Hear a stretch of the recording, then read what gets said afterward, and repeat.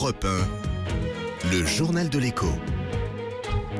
Toute l'actualité économique avec Éric Le Boucher. Bonsoir Éric. Bonsoir Nicolas. On commence avec le chiffre de la bourse. Moins 0,97%, 4643 points. Bon, des petites mauvaises nouvelles de Chine et puis d'Allemagne. Tout ça fait un climat qui est redevenu, comme la météo, froid.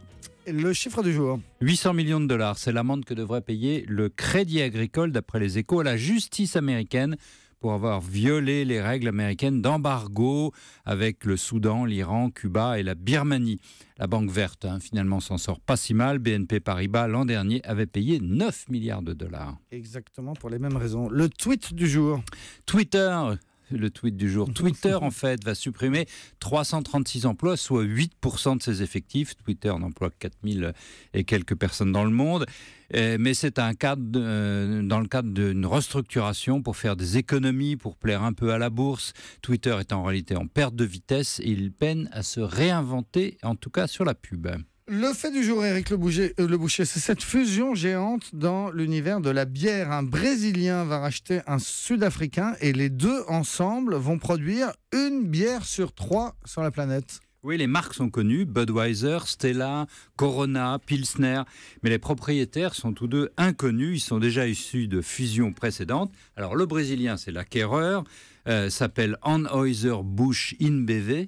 C'est le numéro 1 mondial et la cible SAB Miller, qui est sud-africaine et à moitié britannique. Alors l'opération est très peu ordinaire. D'abord par son montant. C'est la 3e grosse fusion mondiale dans l'histoire.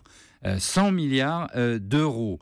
Ou 68 milliards de livres, puisque en réalité l'OPA se passe à Londres. Il a fallu plein de discussions très compliquées, 4 offres toujours plus élevées, et finalement une prime de 50% par rapport au cours de bourse. C'est énorme. Et résultat, on va avoir presque un monopole mondial sur la bière. Oui, toutes les autorités de la concurrence, mais notamment chinoises et américaines, vont devoir donner leur avis. Alors, la bière, c'est une boisson courante sur toute la planète. Les brasseurs, autrefois, c'était des petits artisans locaux et ce sont devenus des monstres du capitalisme mondialisé. Et ce capitalisme, c'est ça qui est très intéressant, ne vient pas du Nord, mais du Sud. C'est un tout petit fonds d'investissement brésilien qui est à l'origine de l'opération.